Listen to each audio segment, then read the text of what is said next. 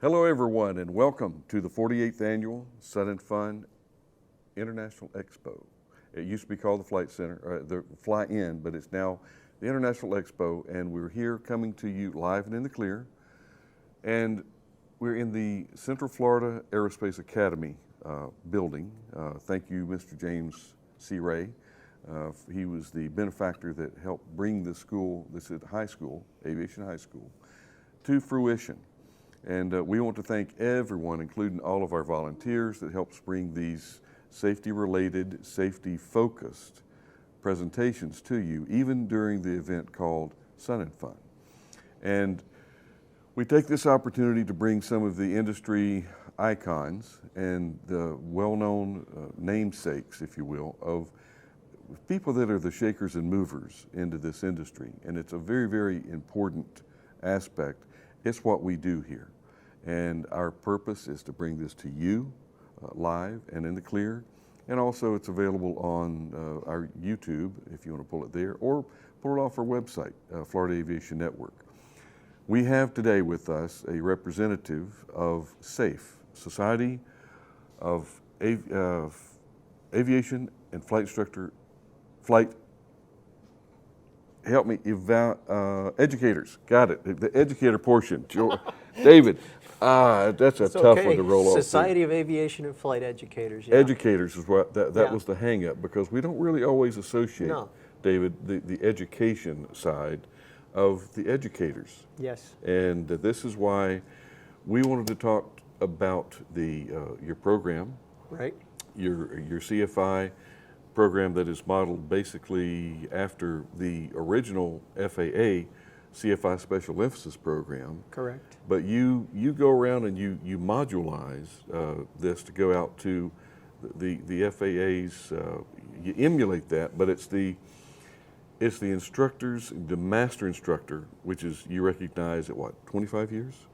Well, yes, thank you, Ben. The Flight Instructor, Master Instructor program is 25 years this year, and but yeah, Society of Aviation and Flight Educators, our focus is the CFI because they are the #1 influencer in the industry. You know, there's a lot of focus on DPEs. I've been one for 25 years, but all we say is yes, no, as we were talking about. The flight instructor is the one who creates the product, and they are the one responsible for aviation safety.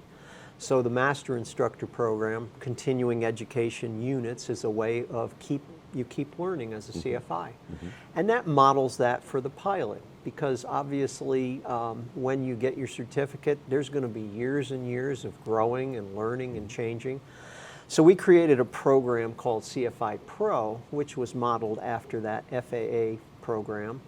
And the reason is, you know, like when Larry Enlow and yourself and the other people at Orlando started it, it's a way to keep learning as a CFI. We all know that in our industry, with the acceleration of flight training, there can be a lot of pressure on standards. And as we know, every certificate in the FAA is a pass-fail certificate. And so people focus on the flight training standards and they use it as a training syllabus. And it's not, it's a testing document. So we really want to think about teaching way above that to a level of mastery. And that's why master instructors are, you know, a cut above the standard. Because otherwise, what would differentiate the brand new flight instructor from a person that's been doing it 25, 30, 40 years?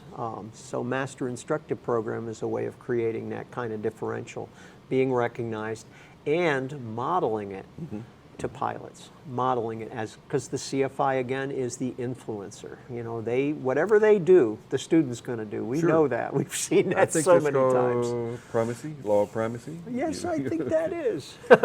I'm studying too, because I do want to make it eventually to get my CFI. Excellent. All these years, people say, I'm surprised you're not already an instructor. But well, you know, keep learning, keep pushing. I'm pushing. My emphasis is going to be on tailwheel endorsements. Excellent. That's all I want to do. However, that being said, do you remember when you take a test, and you know, there's an old adage, a 71's as good as 100. But you know, you just barely squeak by, and it might be the second or third time that you've taken the writtens, and you just barely make it. and you have those that are stellar and they knock out got a 98 first Yep. shot. Are all CFIs created equal? Well, geez, I think we've all had good ones and we've all had not so good ones. And, you know, being the guy that runs SAFE, it's hard to, you know, be critical, but as a DPE, when an applicant comes to me for a flight test, sometimes it's very apparent that it's not their problem, that they had a difficulty because they just weren't taught certain things. I just published a blog, and they come out every week, safeblog.org, but it was 10 essential things that pilots don't get. And the reason is they're not in the ACS. But as an example, when you get a private pilot certificate, you can fly daytime, nighttime, the whole country for the rest of your life. It's a huge privilege. But a private pilot takes off in New Jersey, and I guarantee they won't go more than 4 hours without refueling. We never teach young students how to work a self-fuel pump. You know, they never fueled a plane. Many CFIs I hired when I had a flight school don't know how to tie down a plane, fuel a plane. And you were talking about maintenance. Oh my gosh, you know, the things that can go wrong, they don't know. So, yeah, flight instructors, when they come out of one of those academies, Ben, it can be kind of scary because they're only learning from the person that was before them, and frequently it's the same person that just went ahead of them in the program, and they cycle around and now they're a new instructor. And there's not the wealth of experience. So the master instructor program recognizes that kind of experience and excellence, and it allows somebody to define what kind of instructor they want, somebody at a higher level of learning. Well, it's almost like industrial incest. In a way. Did I say that? I didn't say that, did I? You said it on the air. Oh my goodness. In front of the FAA. But no, in the FAA, they really do have a large task ahead of them. Yes. I mean, being the official, the regulators, if you will. And they need a lot of help. And they're the first to admit it. The fast team managers in the program, they love to get this help. And I know that you're very active with the FAA. Well, the thing that, you know, they don't realize, everyone in aviation doesn't realize that the pass-fail thing, you know, the FAA is not in charge of excellence. They set the minimum standard. And if the minimum standard becomes the target, like it is in the ACS, that's the minimum standard. If people are aiming at that, you know, it's crazy. They're never going to achieve something on the level of excellence. They're going to achieve, like you said, to 71%. Mensa, right? As a DPE, I had an advanced ground instructor come in with a 70 on a test, and that means I, as a DPE, have to approve him, write him a certificate. He walks across the street, he's teaching today, and he doesn't know a third of what he should know. But that is part of the system. So it's up to industry to assure professionalism and excellence. And that's what we do at SAFE. You know, we're really pushing for that higher standard. Not like, hey, dude, let's get a 71. Let's move it a little higher, okay? What are the requirements to become a patron of SAFE? It's a good question, you know, and I always say we're a 501c3 and we actually give most everything away. And I think on a previous show I showed the app. You know, I wrote the SAFE Toolkit, which is an app that I created as a frustrated pilot examiner because I would get applicants coming in without the experience, so that's free. That's free to you. We have so many other things free, but for members it's $45 a year, and for that you will get a third off ForeFlight, and we have all the resources. We have the weekly blog. Our job is education. We do have to keep the gears of industry rolling, so we do charge a membership fee, but we actually rely on a lot of our instructors. It's all volunteer. They're mentoring the young CFIs. And that's a point I wanted to get out is, you know, the critical thing when you get that new CFI is to keep learning, to find a mentor. And you hit the nail on the head. You used the old M word, mentor. Yes. And, you know, were you ever a young guy? You know, it's hard to believe, isn't it? Both of us. I was always the young guy. I was a whippersnapper. Now Right. I woke up and I'm one of the old guys. Yeah. And there's a responsibility with that. Yeah. With that age. And when I was coming up, the older I got, the more I respected older people because they typically have more. They've been exposed to more knowledge, more effort. regardless if they're, it's just by the sheer years. I mean, they've been exposed to more. Well, and they've been humbled.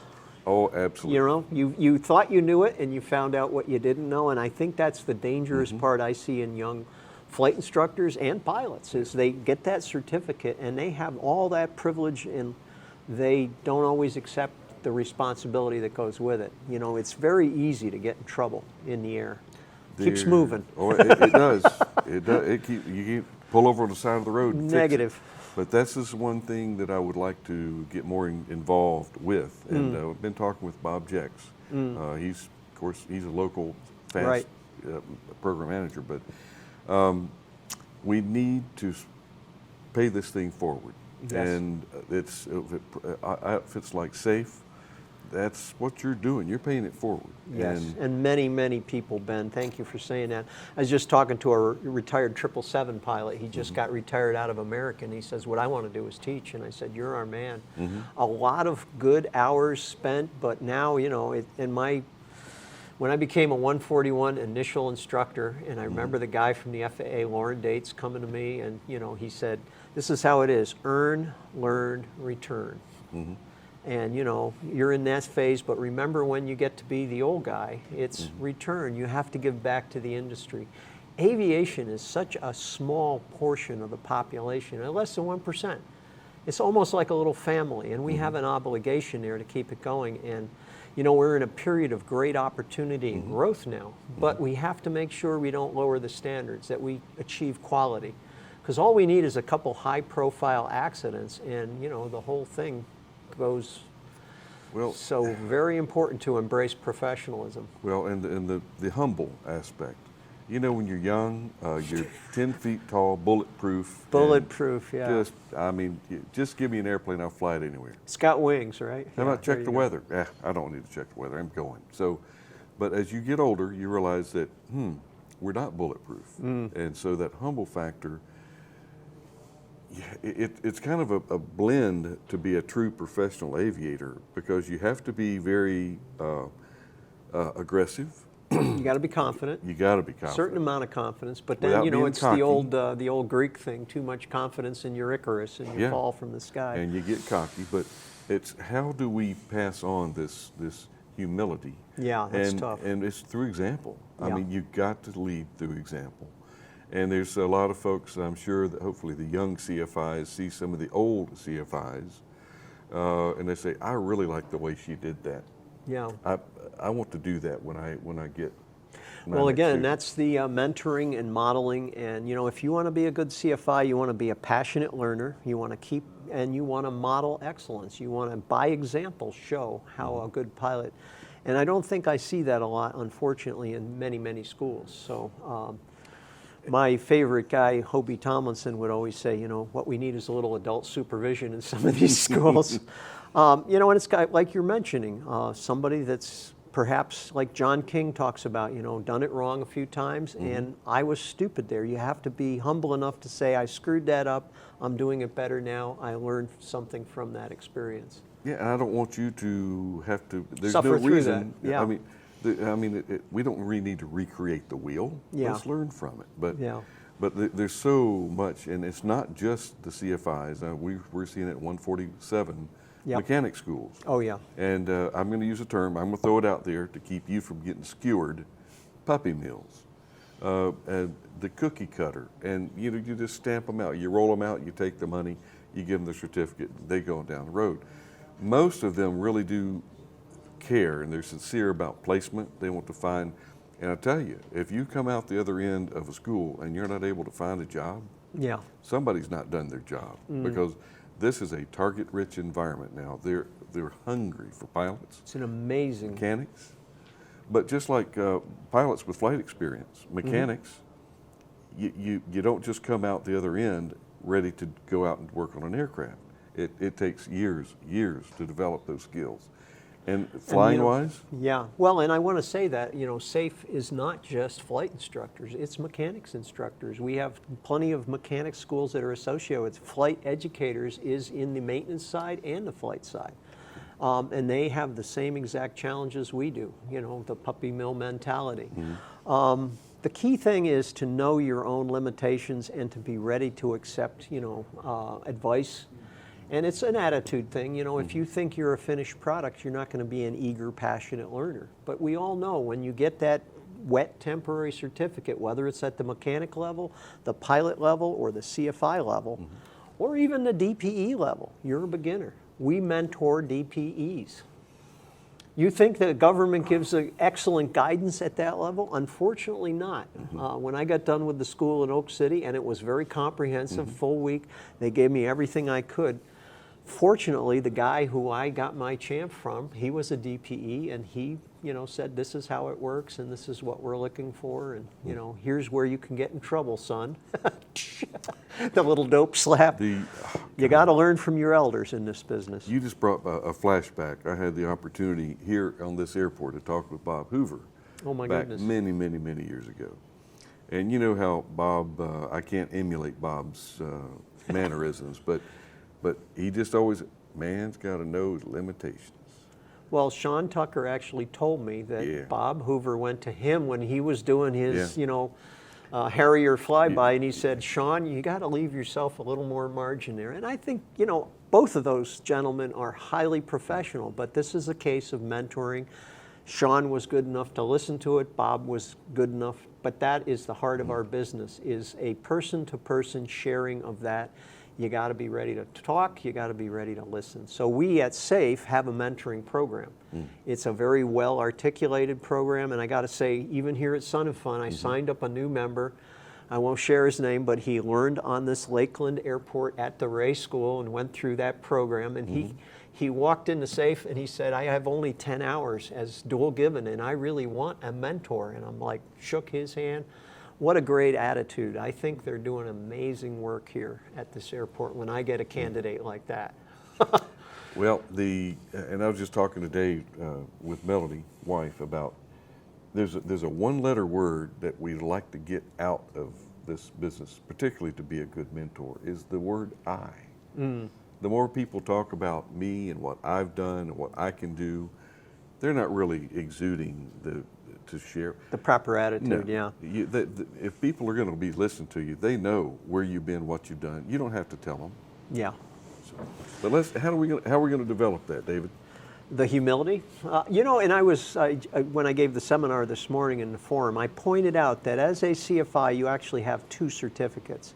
You have a pilot certificate, and then you have a CFI certificate. Very different skill sets. The pilot is kind of aggressive, straightforward, maybe binary in terms of their attitude toward getting things done and pushing forward. But a CFI has to have emotional intelligence. They have to share. They have to be a team player. All of those attributes are going to be much more successful in a professional career when you're in a crewed environment. So all those things have to be developed in a person that was previously focused on themselves as a pilot. You become a CFI, you have to be a compassionate coach. That gets away from the I, the focus on the me. As they say, there's no I in teams, right? And so to be successful in aviation, you have to be a team player. You have to share. And showing by example, again, I'm going to roll back into that. Rather than telling somebody, I want to see you do it this way. Anyway. Let's just make it, rather than I want to see you do it this way, have you thought about trying it this way? Yeah, that's a much better way to sort of approach it, yeah. I interrupted you, go ahead. No, I just wanted to get to the point of that CFI Pro program. Again, it's going back to that FAA, what was it, Enhanced? Special Emphasis Program. Special Emphasis Program, yeah. I came back years ago and went to that in Orlando, and what a successful program. Reduced accidents by 60% in 2 years. SAFE said, okay, let's work with that. We created CFI Pro. We now travel that to flight schools, and we will come in and we will train your CFIs. It costs you nothing. We give an in-service program, and it's an active sharing of that sort of experience and excellence that guys develop, or guys and gals, after years of teaching. If you can pick that up as a young instructor, you've just moved yourself years ahead. So, CFI Pro program. David, I have to apologize. I was trying to steer you the wrong direction. Uh-oh. CFI Special Emphasis Program, and we had a patch, Gabe Bruno was the office manager at the time, and he said, I want a patch. I want to be able to Hand it hand out these as out, and we want to display this. But it's enhanced safety program.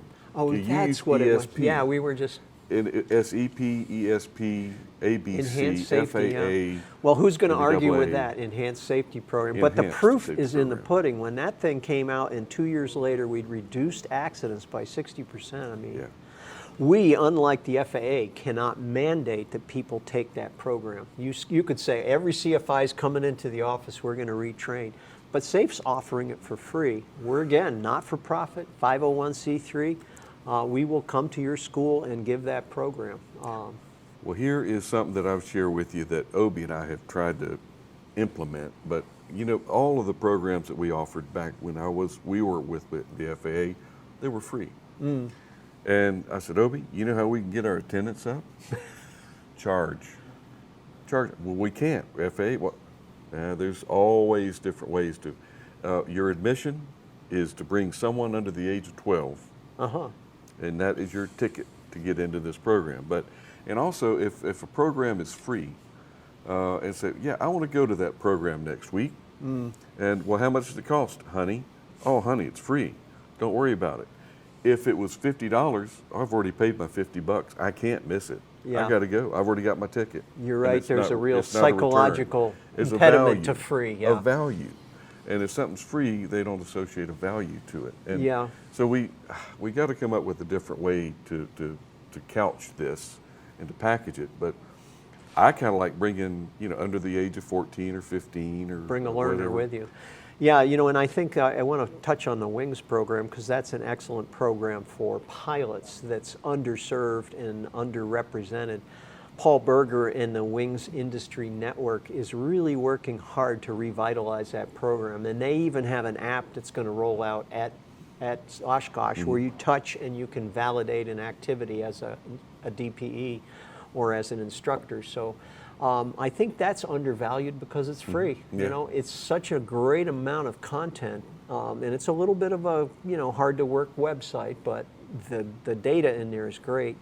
The real problem in today's market is all the free YouTube stuff, which can very often be kind of detrimental and negative. It's not great stuff. Yeah. So you really have to look at what your source is, and anything from AOPA Air Safety Institute or the Wings program has been curated, and it's very solid, good knowledge. You don't want to get into some of that. It's been professionally filtered. The excellent term, Yeah, yeah. yeah. Somebody's looked at it, somebody's curated it, and David, yes, sir. try not to get too excited. Uh-oh. But I want to let you know, sitting in that very seat a couple days ago was Paul Berger. Paul Berger is a He's a- passionate promoter of Wings. And you could see it, he just exudes Oh, man. He sincerely, and he puts his money where his mouth is. Well, we got together in New York, and he said, David, what can we do to increase the activity in the Wings Pro? Should we give headsets? And I said, dead presidents always work. So if you're a CFI and you enroll people in the Wings program, you can win a lottery. You can win actual money and Paul has invested heavily. And this is not the first time. Paul's been after this for 20 years. He lost some close personal friends, and as a result of that, he's very committed to aviation safety, and the best venue is the Wings program. It's solid training. And proficiency and just being part of the industry. And I know some folks, we probably all know of people that that were active at one point, and now they're not active. Something happened, either life problems or just Sometimes society. they scared themselves, Yeah. That is a big, but But it's they come back. Yeah, They'll but come it's a bigger word that we use and it's current in the FAA, safety culture. If you share that culture, and the one thing that gets me about pilots, they're very insular, independent people, but if you have a friend that's not doing something that's exactly safe or right, you really owe it to them to put your arm around them and say, we could be doing this safer and better. We don't want to lose you. Dr. Bill Rhodes did a study of scary pilots, and I would encourage everyone to look that up if you haven't seen it. But if you're on an airport and you see someone doing something that's not safe, and we've all been there, it could be mechanical, it could be a technique. Absolutely. Bring them into that safety culture and say, we'd like to have you around a little longer. and the current trajectory is not a good one. You're on the wrong path. You're right. Something really bad could happen here. Yeah, But, yeah. And we will develop this. You, Bob Jackson, we were talking about when you reach that stage, either for your maintenance skills or your piloting skills, that it's time to back off. Yeah, if you're I think- timed out, as what are we we say. going to call it? Rest your wings. Yeah, Rest Your Wings program, to go out with some dignity rather than just taking somebody that's been a DPE for, say, 44 years and just putting a reject when they put in their application. yeah. So there's got to be a way to let's Gracefully, talk about it. gracefully with retire it, some honor, yeah. rather than just Well, and reject that's them. the FAA system doesn't always gracefully do that, and we need to fix that. Well, who runs the FAA system? Well, I guess there's people You in pay government. taxes? You pay taxes? Affirmative. Okay, I pay taxes. So let's put our tax dollars to work, and society and the industry is going to have to help drive the FAA. And so many times we all fall prey to it. And again, I'll go back to when I was giving presentations. I would ask the question: does anybody pay taxes here? Yeah, yeah. You're the ultimate payer of the, but and I don't want to. I know you were at FAA, and there's some animosity with other alphabets, but I'm a big believer in AOPA, and they really do put the force back into it and work with government to make change. So, we recently surveyed our SAFE population. I couldn't believe 93% were AOPA members. Oh.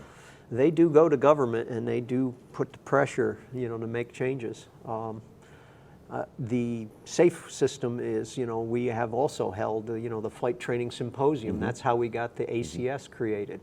When I was originally examiner, it was skill and knowledge, skill and knowledge. And if somebody was completely, risk averse, or I'm sorry, they were a risky person, they could still be certificated as a pilot. There was nothing in the standard that allowed us to adjudicate that. Now it's skill, knowledge, and judgment.